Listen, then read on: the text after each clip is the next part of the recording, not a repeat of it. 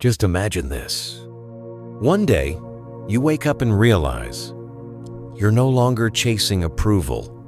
Praise or criticism doesn't shake you anymore. You're not bending yourself to please others, not letting your mind be dragged around by the storms of life. Instead, you hear the voice within peaceful, clear, and strong. But wait, what's been holding you back from living that way? Maybe it's the constant noise in your head. Maybe it's the pressure to always appear strong. Maybe it's wounds from the past that never got a chance to heal. Or maybe you've just been too busy to ever sit down, take a breath, and truly look inside. The truth is, we're not incapable of peace. We've simply forgotten how to return to it. And now, it's time. Time to turn inward. To let go of what no longer serves you. In silence, you may begin to see you don't need to add anything to be whole. You only need to gently remove the layers that cloud your true self. Buddhism doesn't ask you to become someone else. It simply helps you remember who you truly are.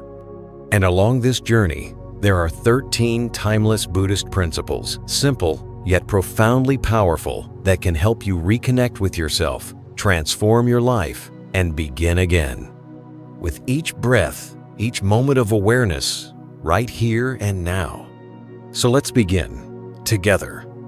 With an open heart and a still mind, like the surface of a quiet lake. 1. Return to the breath. There are moments in life when we feel like we're being swept away. Not by some huge tidal wave, but by a series of small, constant ripples, back-to-back meetings, unread emails, non-stop noise, and worries that never seem to sleep. And somewhere in that whirlwind, we forget the one thing that's always been there: our breath. The first thing we do when we come into this world, and the last thing we'll do when we leave, is breathe. Between those two moments are millions of breaths, and we barely notice them. In the Buddhist teaching, the breath isn't just air flowing in and out. It's a sacred bridge between body and mind. It's the doorway we can always return to rest, to ground, to be still. When the mind is restless, don't search for peace somewhere far away. Just pause and breathe. There was once a layman, middle-aged, who said this: "Each morning I opened my eyes to a checklist a mile long. I'd grab my phone before I even sat up. I was already in the noise, emails, tasks, the latest news, worries I hadn't even named yet." Then, one fall retreat at a quiet monastery in California, he was taught something so simple, yet so profound. Sit still and follow your breath just as it is. No effort, no fixing, just notice. And something shifted. The weight he'd been carrying softened. His mind felt lighter, clearer, and he said, "For the first time in years, I felt present, like I was really in my own life again." The Buddha once said, "Dwelling in the breath is dwelling in life." Why? Because breath only happens in the present moment. You can't inhale for yesterday. You can't exhale for tomorrow. And so, every breath is a reminder, gentle yet powerful, that the now is all we truly have. In mindfulness practice, breath is the anchor, like the little weight that keeps a tiny boat from drifting off into the sea.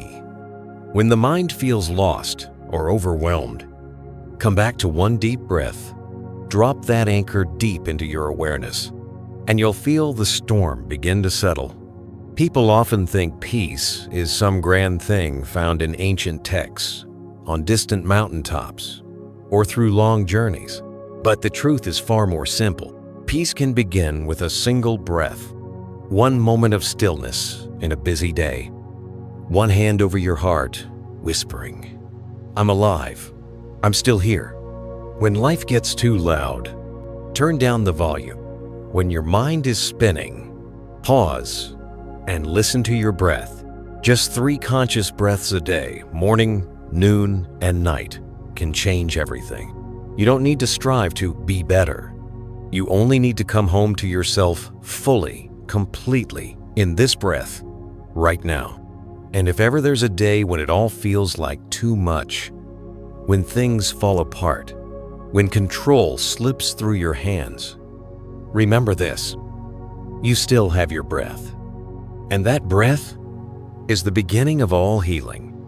Learning to return to the breath is learning to return to yourself.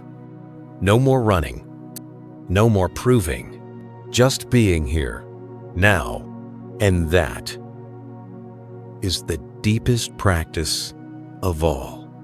And from that breath, when the heart has quieted, when the waters begin to clear, you may finally see what's really been causing your suffering. Let's keep going together. In the next part, we'll explore why letting go is the true path to freedom. 2. Let go of the illusion of control. There's one thing that causes more suffering than anything else. It's not that the world is too chaotic, it's that we want it to be different. We want people to change. We want things to go our way. We wish the past had happened differently. And when life doesn't follow the script we've written in our heads, the heart aches. But here's the truth. Life is not a chessboard we can predict every move on. People won't always behave how we expect. The weather doesn't follow our mood or our plans. And the unexpected? It's not the exception. It's part of the fabric of life. The Buddha once shared a simple but powerful truth. You only lose what you cling to. The tighter the grip, the deeper the pain. The more we try to control, the more we fear losing. I once met a woman in her 50s who came to the meditation hall with tired eyes. She told me, "I did everything I could to hold my family together. I kept the peace, planned every meal, every trip, every detail. I thought if I managed it all perfectly, things would stay calm. But life didn't stay calm. Her children chose their own paths. Her partner chose a different direction. And there she was alone, wondering, what was all that effort for? The answer isn't to stop caring. It's to care without clinging, to love without possessing, to be present without needing to control the outcome. Because the truth is, life doesn't owe us anything. No matter how much we try, we can't force it to unfold the way we want. Someone once asked me, so letting go, is that just giving up? Number, absolutely not. Letting go isn't surrendering responsibility. It's waking up to the boundary between what we can do and what we must learn to accept. In Buddhism, letting go doesn't make you weaker. It makes you wiser. Because when you stop wasting energy on what's beyond your reach, you start reclaiming power over your own mind. You stop demanding the world to change. And instead, you start changing your response to it. You stop trying to control the chaos and begin to steady your heart within it. Remember the image of the Buddha under the Bodhi tree, facing Mara, the embodiment of fear, temptation, and challenge. He didn't fight Mara. He didn't run. He simply breathed and said, "I see you." That's it. Seeing clearly without needing to control. That is the heart of mindfulness. In daily life, it's no different. When someone says something hurtful, you don't need to react right away. Just pause. Breathe in and notice what's rising inside. When work doesn't go as planned, instead of fighting to keep everything under control, ask yourself, what's really in my hands right now, and what do I need to release? Sometimes the wisest action isn't to do more, but to step back, to breathe, to see. There's a simple morning meditation many older practitioners here in the US still practice. As they inhale, they silently say, Breathing in, I acknowledge what I cannot control. And as they exhale, breathing out, I release it with compassion and understanding. Just a few minutes a day. But this practice has the power to transform the way we live. The mind becomes lighter, the heart softens, and peace finds its way in. Because at the end of the day, life is not a project to be managed. It's a river to be understood and flowed with. The one who knows how to let go isn't weak. They've simply grown in wisdom. When we dare to loosen our grip, we don't fall. We free ourselves. And as that need to control slowly releases its grip, we begin to notice something we've often ignored beneath all the noise. Ourselves. Not the version always pretending to be okay. Not the mask we wear to keep it all together. But the real presence, quiet, alive, and whole beneath it all. So let's keep walking this path together. In the next part, we'll learn how to sit with ourselves, not to escape, but to truly listen. 3. Embracing pain can rebirth you. There's a truth most people would rather avoid. Pain is a natural part of life. Each of us, at some point, has sat quietly in the dark, wondering, why me? Why did this have to happen to me? Whether it's the weight of loss, a broken heart, or the crumbling of something we gave our all to, our first instinct is often to run. We try to stay busy. We distract ourselves. We act like we're fine. But in Buddhism, pain is not something to be erased. Pain is a teacher. It's a doorway inward. It's the crack where the light finds its way through. I remember during a meditation retreat up in Seattle, a man walked in with the kind of eyes that hold many silent years, the eyes of someone who had lived with depression for a long time. For 2 full days, he didn't speak. He just sat, just breathed, just was. Then on the 3rd day, in a low, trembling voice, he said, "I lost my wife in an accident, and for 2 years I've just been trying to outrun the grief." His words fell like a soft wind through the meditation hall. No one replied. No advice. No fixing. We simply sat with him like still water beside a trembling heart. Because in that moment, what he needed wasn't answers. What he needed was a safe space to hurt. And in that space, the tears came.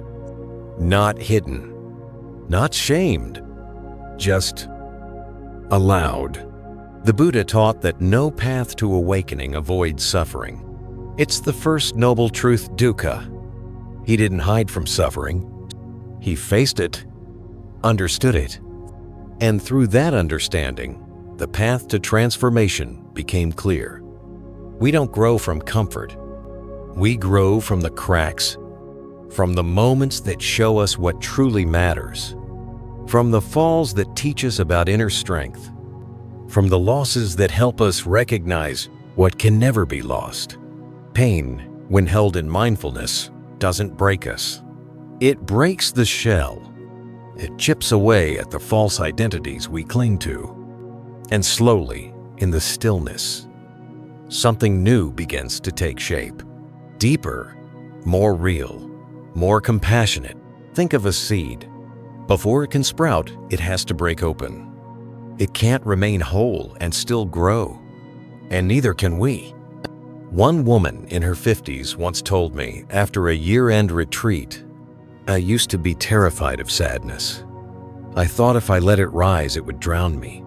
But now I see when I just sit still and let the sadness pass through like rain, I don't fall apart. I just feel lighter." That story says so much. Pain doesn't destroy us. It's the running from pain that wears us down. So if someone listening right now is carrying a quiet wound, know this: it's okay to feel pain. You don't have to be strong all the time. You don't need to move on quickly. You just need to sit with yourself. like a kind friend would. No judgment, no fixing, just presence. And slowly, the broken pieces won't feel so heavy. They'll become the foundation for a stronger, softer heart. In the Metta Sutta, the Buddha said, "Just as a mother protects her only child with her life, so should one cultivate boundless love for oneself and the whole world." This applies to your pain, too. It doesn't need to be erased. It needs to be embraced, held with wisdom, not covered up with false smiles. And one day, you'll look back and realize the moments that hurt the most were also the turning points that led you home. So if you're walking through a dark patch right now, don't turn back. Just go slowly. Breathe gently, because on the other side of pain, something is waiting for you. A new version of yourself, stronger, clearer, and more whole.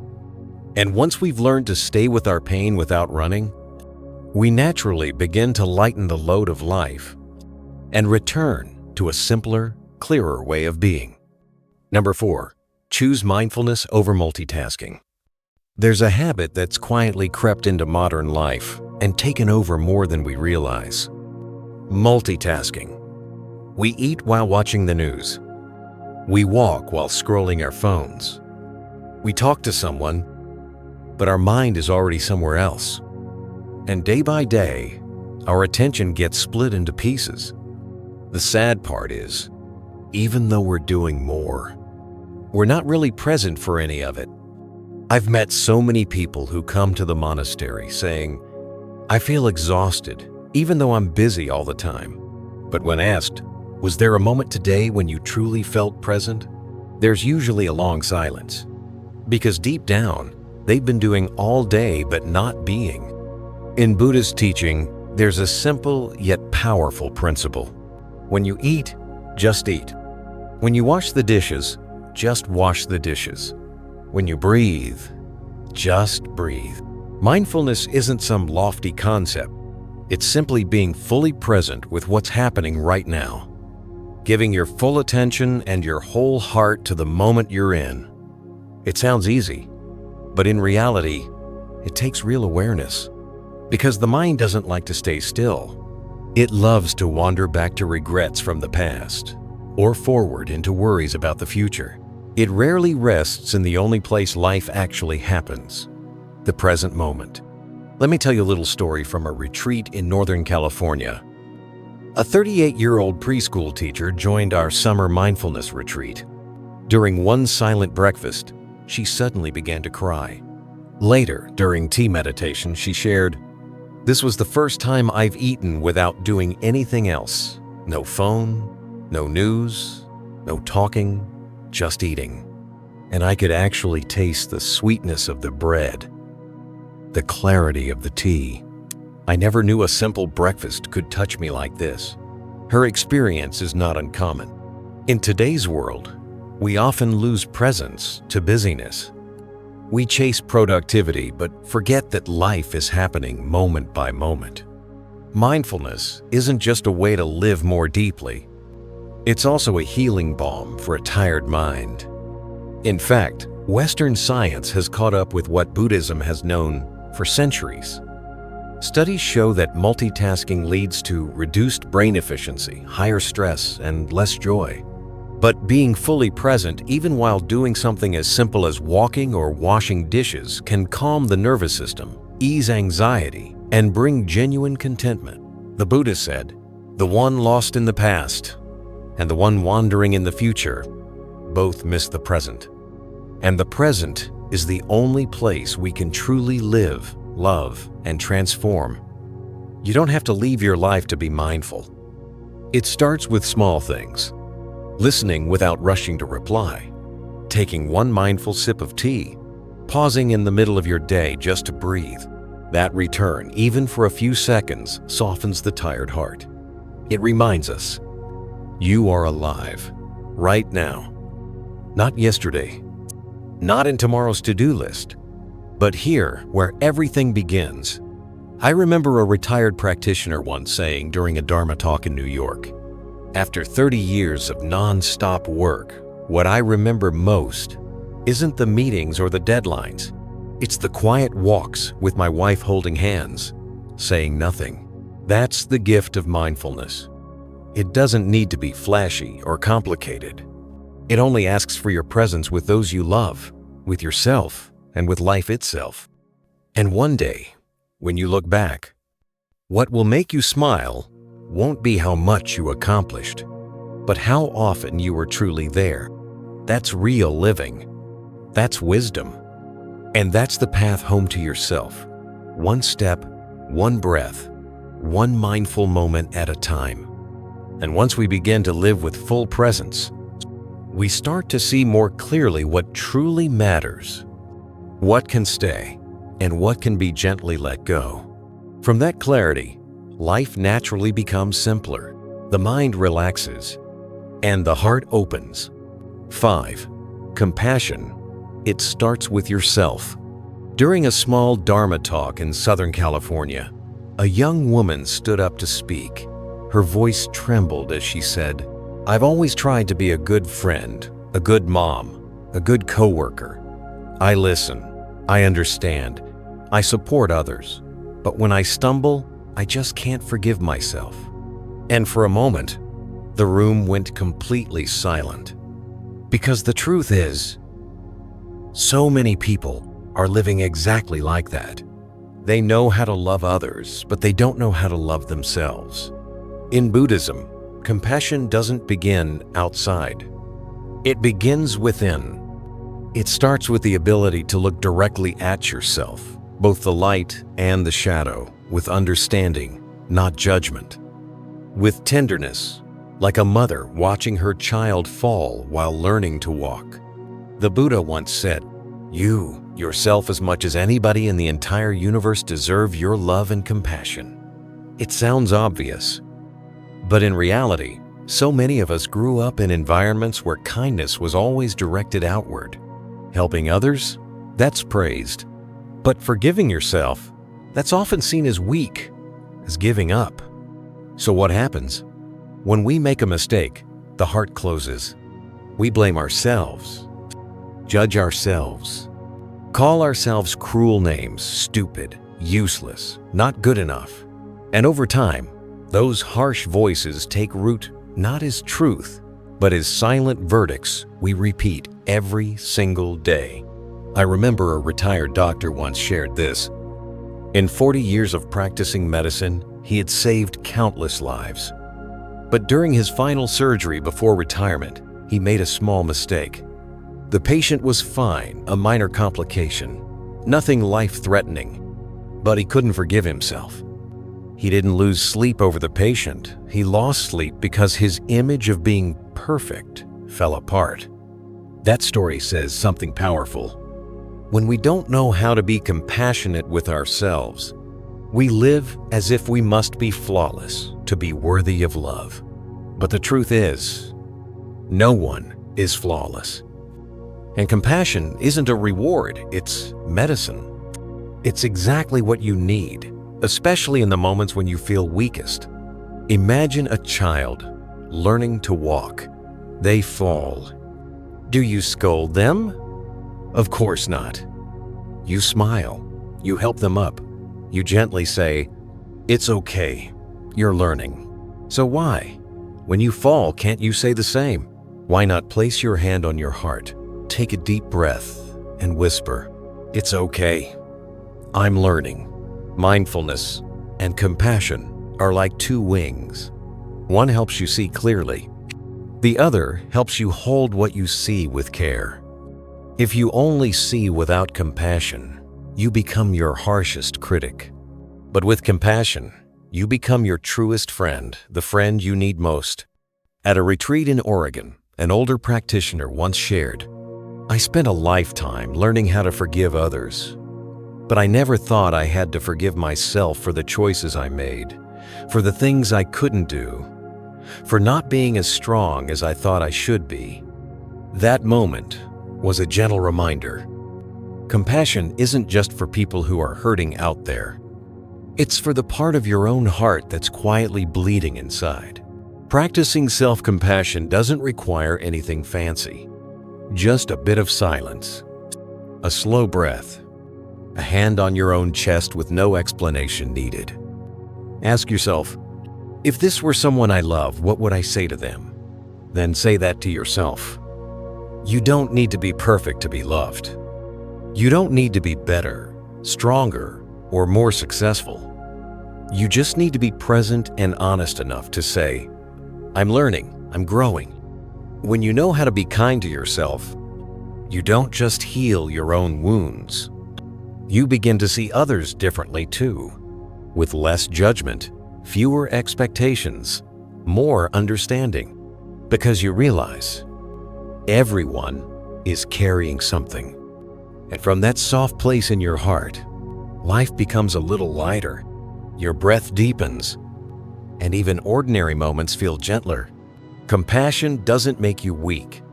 It makes you more human and more real. And once you've embraced yourself flaws and all, you'll find you can look at life again with new eyes. Eyes that don't need to add more or be more. Eyes that are ready to simplify, slow down, and live more deeply. 6. Sitting with yourself, not with distractions. There's something strange about our modern lives. People today can work nonstop. They can care for their families, meet deadlines, support others. But when it comes to just sitting quietly with themselves, they rarely do. It's not that they don't have time. It's that they're not used to it. Because the moment things get quiet, when all the noise outside fades, that's when the voices inside start to speak. And honestly, that can be scary. There was a man in his early 50s, a former tech executive in New York, who joined a 7-day retreat. On the first day, he kept checking his watch, Saturday down for meditation, then shifted his posture every few minutes, picked up his phone, then put it down again. That evening, he shared quietly, I've never sat alone for more than 5 minutes without doing something. I felt empty. I didn't know what I'd even find inside. And that's the truth for a lot of people. It's not busyness that scares them. It's the silence. Because in that stillness, we finally come face to face with old emotions we've buried. In modern life, distraction has become survival. Feeling uneasy? Open your phone. Feeling lonely? Binge watch a series. Feeling off? Scroll, eat, shop. It's not that we don't care about our inner world. It's just that all the noise has made it hard to hear ourselves. The Buddha once said, mindfulness is the only path to freedom from suffering. And mindfulness? It starts with pausing, with not running anymore. There was an older woman at a retreat who shared her experience during a 45-minute silent sit. She said, at first I felt bored, then anxious, then tears came and I didn't know why. But when I stopped pushing the feelings away, I realized it was a sadness from childhood when my mother left, and I never let myself cry. That story touched everyone in the meditation hall because the pain inside us doesn't come to harm us. It simply wants to be heard. But we've become too busy, too good at skipping over ourselves. Sitting with yourself doesn't mean chasing some special experience. It's not about feeling better right away. It's a quiet promise that you won't abandon yourself, not even in the messiest moments. Even if what comes up is emptiness, even if it's old anger that hasn't moved, even if it's a nameless kind of loneliness, all of it deserves space. All of it deserves to be felt. And here's the beautiful part. When things are seen, they start to soften, not by force, but by being accepted.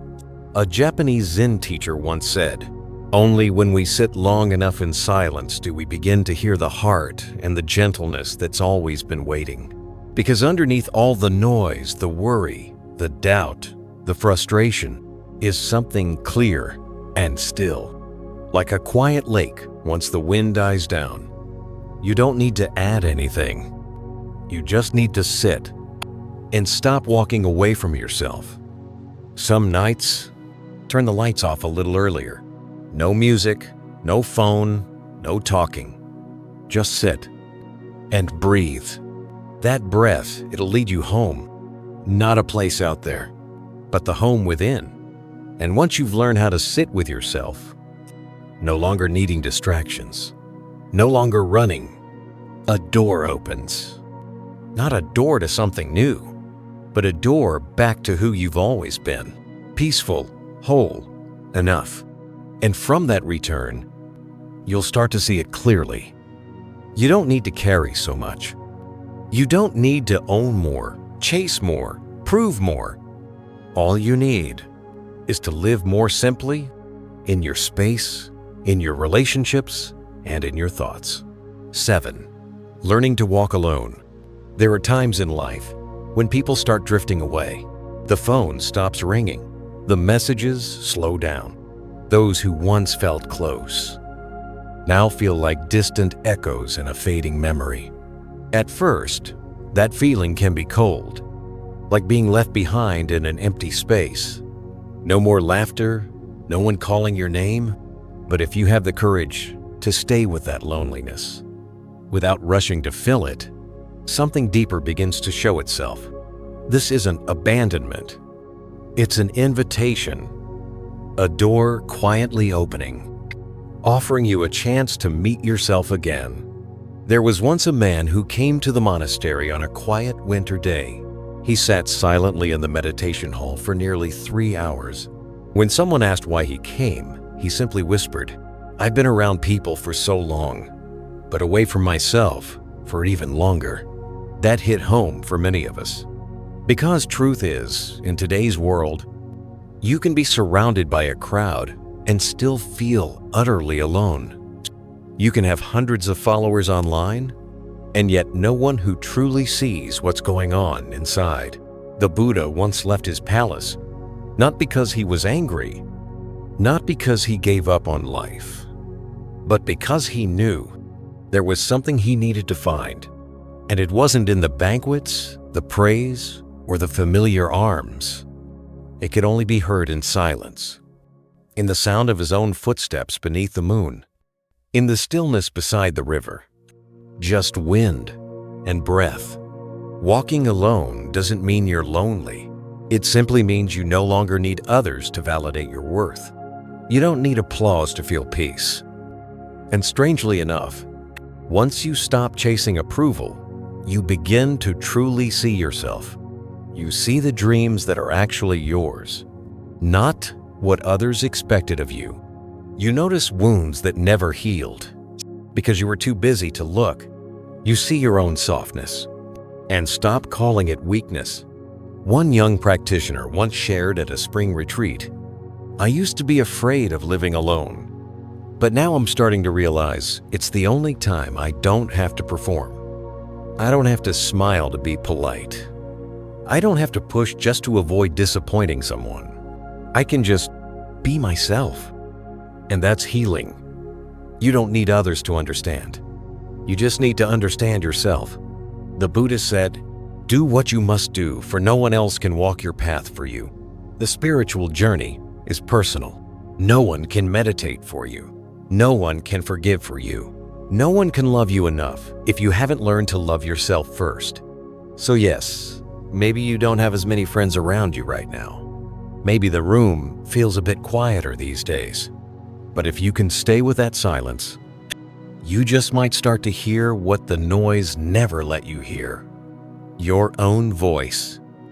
And then you realize no one understands you better than you. No one has stood by you longer than you. And no one can offer you true refuge if you're still lost inside yourself. Walking alone doesn't mean something's missing. It means you've grown strong enough to not need a hand to hold just to keep standing.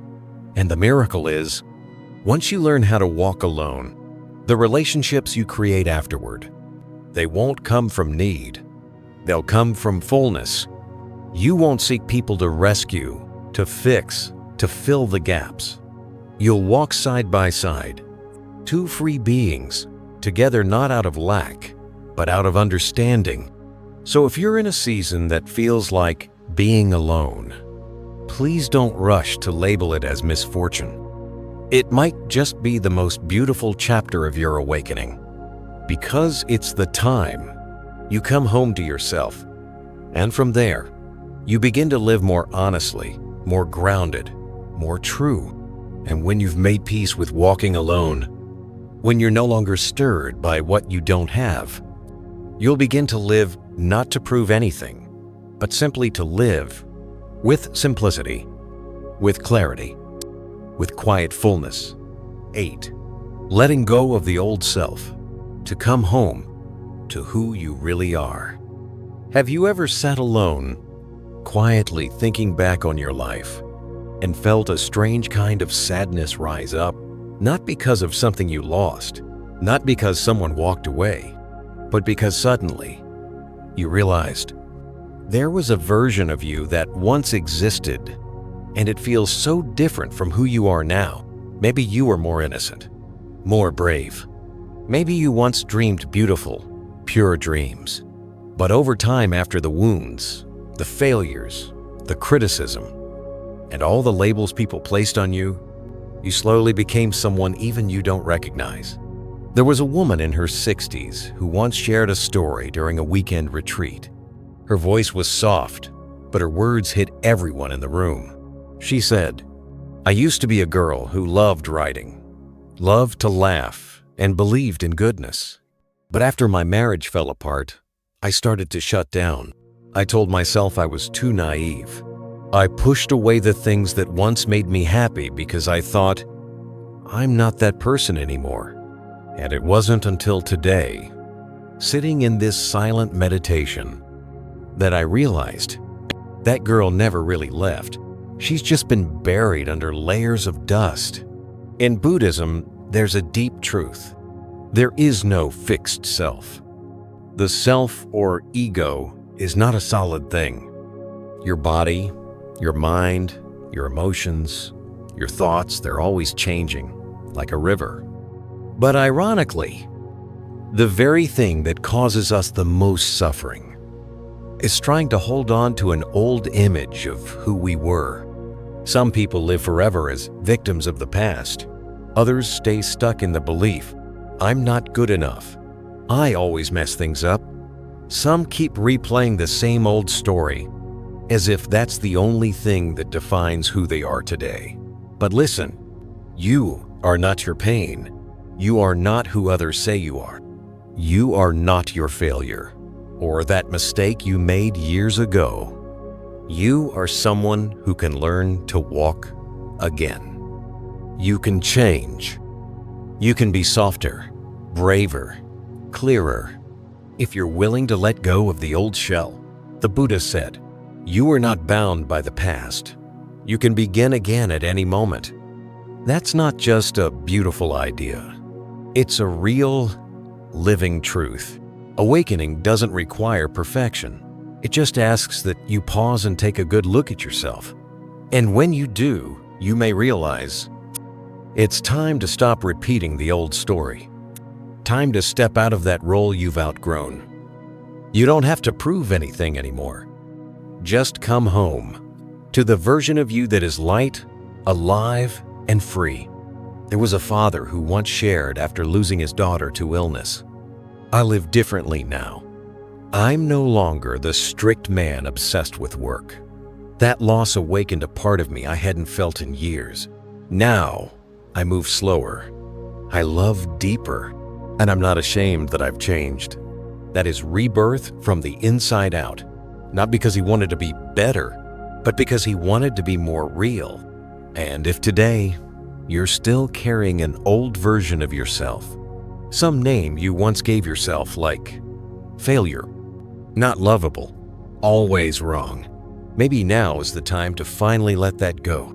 You don't have to hate who you were. Just say thank you. That version helped you survive. It got you through. But now, it's time to grow, to soften, to smile again, to step into the new day as if it's the first page of a new chapter. Because here's the thing, you don't have to become someone else. You just have to dust off the layers that have been hiding your light. That light, it never left.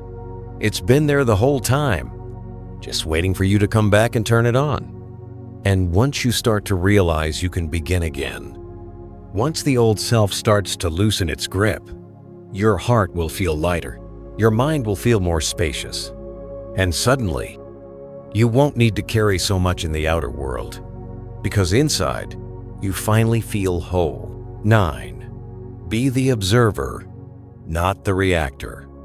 During a Dharma talk in Oregon, someone asked, "How do I stop myself from getting angry when people treat me unfairly?" That's a real question. Because let's be honest, we've all reacted before. Anger, worry, snapping back when something rubs us the wrong way like it's automatic. But in Buddhism, there's a simple yet powerful teaching. You are not your emotions. You're the one who sees them. Emotions are like waves. They rise, they fall. The problem is, we don't just stand on the shore and watch the waves. We dive in and get swept away. A friend once told me, after her divorce, every time I saw a text from my ex, my chest tightened. I'd reply immediate, sometimes with harsh words, and then I'd regret it. I knew I didn't want to be like that, but the emotions just took over. That's something so many of us experience. When anger flares up or fear kicks in, we react like there's no other option. But here's the truth. There's always a space between what happens and how we respond. And in that space lies a powerful gift, the power to choose. The Buddha once said, "Just as a solid mountain is unmoved by the wind, the mindful one is unmoved by praise or blame, pleasure or pain." That doesn't mean you don't feel anything. It means you're no longer controlled by what you feel. Instead of shouting in anger, you notice that anger has arisen. Instead of running from fear, you breathe with it without becoming it. One young retreatant once said, "I used to say, I'm just an anxious person. I'm sensitive. I get angry easily. But now, I've learned to shift the language. I say, anxiety is present. Anger is here." Just that one change, from I am to it is here, makes all the difference. Because when you can name an emotion without identifying with it, you go from being its victim to being its witness. In the Vipassana tradition, we're taught to observe all sensations, pleasant or unpleasant, like clouds drifting across the sky. Don't cling, don't fight. Just notice. Let them pass the same way they came. Because the truth is, emotions are not the enemy. It's clinging to them that causes pain. If you believe, I'm someone who's always anxious, you'll live as if peace is impossible.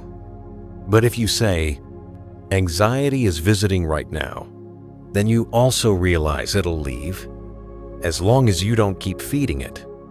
An old Zen teacher once said, "Don't chase the storm clouds of anger. Just sit still and wait for the sky to clear." Inner peace doesn't come from pushing emotions away. It comes from seeing them clearly, being with them, and not reacting blindly. And when you can do that, life starts to shift. Relationships soften. Your words become more thoughtful. The mind grows quieter, not because the world has changed, but because you're no longer reacting out of habit. In any situation, you can pause, take a deep breath, and ask, what's going on in my mind right now? Is this reaction coming from wisdom or from conditioning? And with just that one moment of mindfulness, you're no longer being pulled by the current. You're the one holding the steering wheel. Looking back, what causes us suffering isn't the emotions we once felt. It's the unconscious actions we took under their control. But when you live with awareness, You learn to respond with wisdom instead of reacting from the gut, and that is a powerful turning point in the journey of transformation. When you learn to observe instead of react, you start to see clearly what to hold on to, what to let go, and from that clarity, you naturally step into a new way of living, simpler, lighter, and no longer dragged around by things that don't truly matter. 10. Accept what is.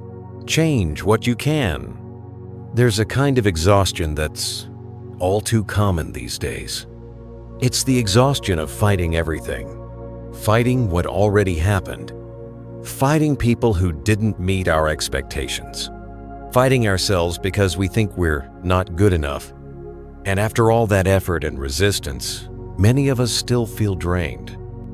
Not because life is too hard, but because we're using too much energy fighting things we can't change. A middle-aged man once came to a meditation hall on an autumn afternoon. He had just lost his job after 18 years of dedication. Inside him was a storm of anger, resentment, and the same question playing over and over. Why did this happen to me? He couldn't meditate, couldn't enjoy food, couldn't sleep peacefully. During a tea meditation session, an elder monk gently said, "What has happened has happened. The real question now isn't why.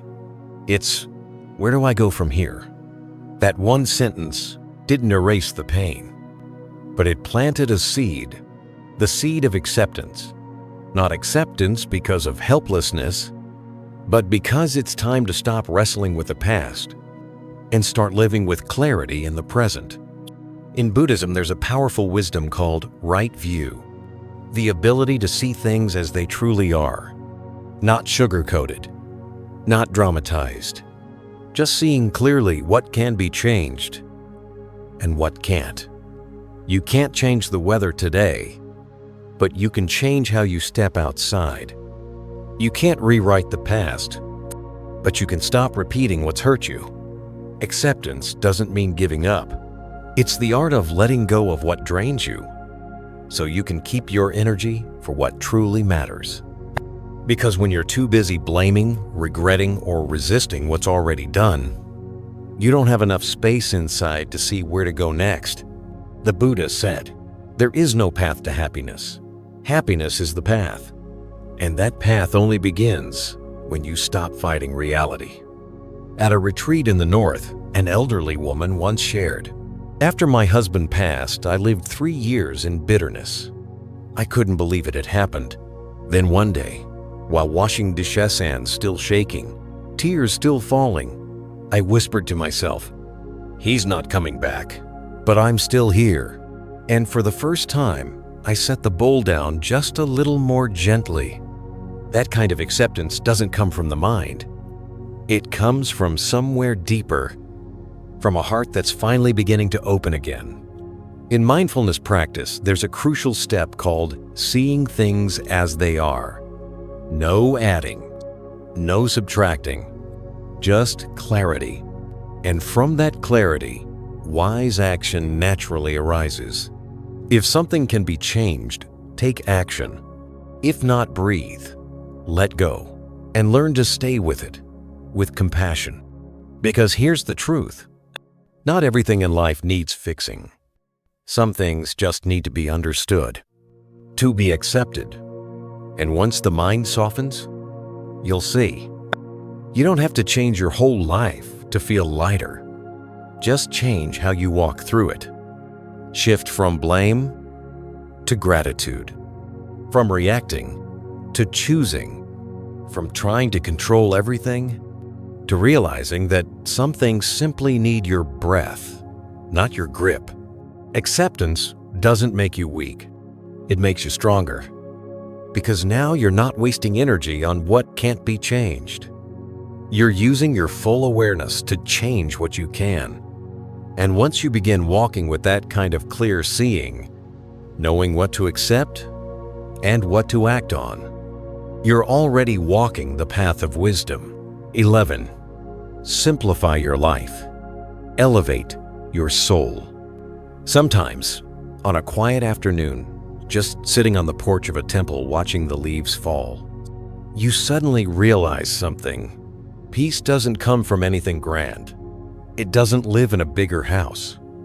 It doesn't come from more friends, more stuff, or more recognition. Sometimes, peace is simply about having less so. Your heart has room to breathe. A longtime Buddhist practitioner once shared after a silent retreat, "I used to think that living deeply meant I had to learn more, do more. But by the fourth day, when all I did was sit, breathe, and listen to the bell, I realized it's not about adding, it's about letting go." That's not a new idea. The Buddha once said, "No burden is lighter than letting go of what's not necessary." In our modern world, we tend to accumulate. Not just things, but expectations, relationships, responsibilities, even emotional baggage we've never fully digested. Eventually, the heart becomes cramped, like a room so full, there's no path left to walk. Not because life is too heavy, but because we're carrying too many things we don't really need. Simplifying your life doesn't mean giving everything up. It means keeping what truly matters and letting go of the rest. An elderly monk once shared during a Dharma talk, "More isn't always better. Sometimes, the less you carry, the clearer your mind becomes. And when your mind is clear, you start to see what actually brings joy, not what just looks like happiness. When you stop wasting energy on excess consumption, you begin to appreciate each meal more. When you step away from all the noise on social media, you start hearing the quieter voice inside. When you release relationships that don't feed honesty, you create space to nurture the ones that do. There was a couple who once came to a monastery for a few days of rest. They said, "We have everything, a nice home, cars, stable income, but we always feel empty. Not because we lack, but because too many things are pulling us in different directions." During their stay, they were invited to eat in silence, walk slowly, and turn off their phones. On the last day, the husband said softly, "We weren't missing anything. We were just missing being present with each other." And that's what simplicity offers. Not poverty, but clarity. Not scarcity, but mindfulness. In Buddhism, there's a principle called knowing what's enough. It's not about extreme austerity. It's about not letting endless desires drag your mind away. A heart that knows it has enough is a heart that's free. Free from comparison. Free from pressure to outperform. Free from fear of being left behind. And from that freedom, you start to hear your heart more clearly. A voice you may have missed in the noise of daily life. When you walk into an overcrowded room, you can't clean it by adding more. You start by removing. The heart is no different. You don't need to chase more wisdom until you've let go of the weight that's already making you tired. Try spending one day without a packed schedule. Try an evening without checking your phone after 9 p.m. Try cleaning out a drawer. And in the process, clear a little corner of your mind too. Not to feel empty, but to create space for light to enter. A Zen teacher once said, "Life isn't simple because the world is simple. It's simple because the person no longer complicates what's already simple." The things that truly weigh us down aren't always big. They're the small things. Old stories we haven't released. Expectations we no longer need. Unspoken words or people we no longer need to carry in our hearts. When you live more simply, you don't just live more deeply. You live more gratefully. Grateful for morning sunlight. Grateful for a deep breath. Grateful because today, your heart isn't tangled in what doesn't belong. And from that kind of simple life, your spirit can walk more gently, show up more fully, and touch life more deeply in the quiet little things that make up each day. 12. Break the loop. by breaking the toxic thought. Have you ever found yourself stuck in the same kind of pain again and again? Every time a relationship ends, the same deep disappointment returns. Every time someone criticizes you, you shrink back, beat yourself up, and lie awake at night, even though you know you shouldn't think that way. Those negative thoughts keep coming back like a shadow that never leaves. And you wonder, why am I feeling this again? Like it's the same script repeating. In Buddhism, there's a deep truth we often come back to during meditation practice. Every thought is a seed. It can grow into a habit. It can shape your emotions. And if you're not aware, it can carry you away without you even realizing it. A Zen master once compared the human mind to a garden. Some days, it's blooming with flowers. Other days, it's overrun with weeds, leaving you lost and exhausted. But here's the thing. That garden doesn't just grow flowers or weeds on its own. It grows what you plant through your daily thoughts. A friend once told me that every morning, the first thing he thinks is, "Ugh, another tiring day." Nothing terrible had even happened yet. But just that thought alone was enough to color the whole day in gray. That one sentence had become a habit, a loop. And like so many of us, he thought, "I can't help it." But the truth is, you are not your thoughts. You are the one noticing your thoughts. And the moment you pause to observe, instead of reacting automatically, that loop, it begins to crack. And in that crack might be the doorway.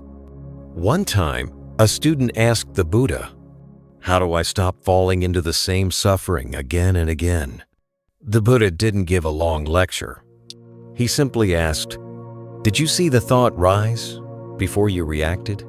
The student went silent because he never had. He just got swept away. And the beginning of freedom isn't about doing something big. It starts with stopping seeing where the mind is dragging you, not fighting it, just noticing, and not automatically believing it, because not every thought is the truth. Someone might spend a lifetime afraid of abandonment just because they were once left behind at school as a child. Someone else might be afraid to love just because of one hurtful comment they heard at 17.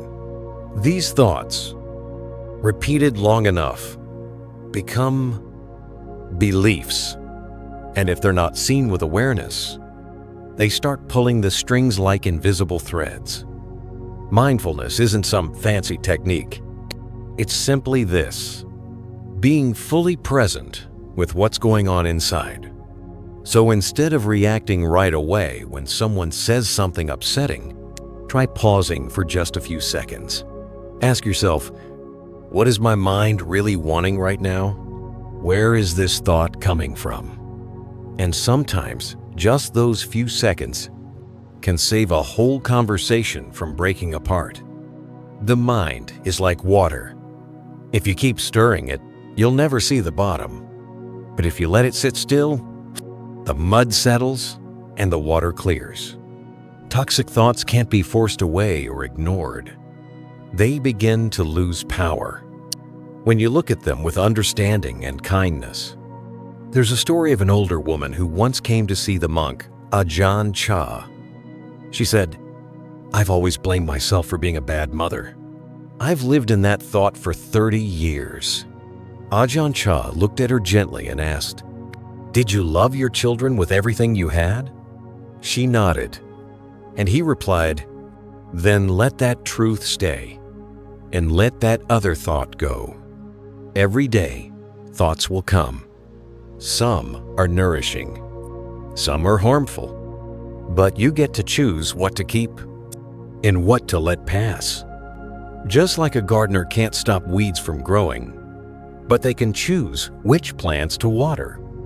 And that's how you break the loop, not by forcing or fixing, but by seeing clearly. Life isn't always easy. But your mind can become clearer if you start living with awareness of your thoughts. Don't rush to believe. Don't rush to react. Just be present like a quiet friend, watching the sky. Clouds may come and go, but the sky remains. Your mind is that sky. And when you begin choosing healthier thoughts, your actions and emotions will start shifting too. That's what healing from the root really looks like. 13. Contentment is true wealth. There's a question many of us have quietly asked ourselves at some point. I have a house, a car, a job, so why do I still feel like something's missing? And then some people spend their whole lives chasing more and more money, more recognition, more love, only to find themselves standing in a room full of everything, yet feeling completely empty inside. In Buddhist teachings, that inner emptiness is called the mind that never feels enough. It's the root of greed, anger, and delusion. When we don't feel enough, we keep wanting. And when we want but don't get what we desire, frustration and blame take over. And in that storm of craving, we lose sight of what we're already holding. There's an old story about a wealthy merchant who once visited a Zen master living in a simple hut on a mountain. As the merchant sat down on the bamboo mat, he looked around and said, "You live here. You have nothing at all." The master smiled and replied, "Just like you, I'm only passing through." The man blinked, confused. "What do you mean?" The monk said, "You can't take your house, your car, your money with you when you leave this life, can you? So you're just passing through. I simply travel lighter because I know I'm passing through." That answer, simple, yet deeply profound. In today's world, we often define wealth by what we can hold in our hands. But in Buddhism, true wealth is a state of mind. When the mind feels full, it stops craving. When the mind feels complete, it becomes peaceful. Imagine a person with millions in the bank, but every night they toss and turn, afraid of losing it all. Now picture someone tending a small garden, eating rice and greens, sleeping well and feeling at peace. Who's the wealthier one? Contentment doesn't mean you give up your dreams or stop growing. It simply means this. Pause. Look around. See what you already have before you chase what you don't. As someone once said, you've survived days you thought you wouldn't. You still have your breath. You've got the sunlight. And there are people who care about you. Maybe that's already a miracle. When the mind knows enough, it stops comparing. It sees beauty in simplicity. A quiet morning with a hot cup of tea, a warm hug from someone you love, a bird singing outside your window. These simple things, they can nourish the deepest kind of happiness. There was a time when the Buddha told his disciples, the truly rich person is not the one who has the most, but the one who is content with what they already have. And the Buddha lived just like that. All he carried throughout his life was a bowl and 3 robes. But he had what so many with wealth and fame still search for: unshakable inner peace. A young practitioner once asked his teacher, "How do I find peace like you?" The teacher smiled. "It's simple, want less." Want less of what? Want less for life to be different. And start being grateful that it's exactly as it is. When we begin to look deeply at our lives, we see it's not that we don't have enough. We just haven't noticed what's already here. In Buddhist practice, contentment isn't a finish line. It's the root of freedom. Freedom from being dragged around by desires. Freedom from the trap of not enough. Freedom to let go and let joy take root. And if you're wondering how to practice this in a world that constantly pushes more, faster, bigger, just begin with something small. Be thankful for a simple meal. Cherish the presence of someone you love. Take a quiet moment in the morning before checking your phone, because sometimes Contentment is just about stopping long enough to realize you're already living a life that isn't missing anything. When you begin to feel content, you step off the endless treadmill of wanting. You start to see that the most precious things aren't the ones that sparkle out there. They're the ones that bring a quiet peace inside. Every mindful step, every moment of stillness, every loving gaze toward yourself and others. That's the real wealth. We've been on quite a journey together. From embracing pain, living mindfully, offering self-compassion, learning to walk alone, accepting what is, and finally, realizing the power of gratitude for what we already have. Not to become someone else, but to come home to the truest version of ourselves. And now, as your footsteps feel lighter and your heart more open, I hope something in these reflections has planted a seed that might bloom in your daily life. If today's message touched something in your heart, please hit the like button, share this video with someone who might need it, and subscribe to Buddhism Seeds to keep walking this path of mindful living with us. And I'd love to hear from you. Drop a comment below, even just a short line. You never know. It might reach someone else who's quietly searching for light in a noisy world. See you in the next video. Wishing you a peaceful, grounded, and mindful day.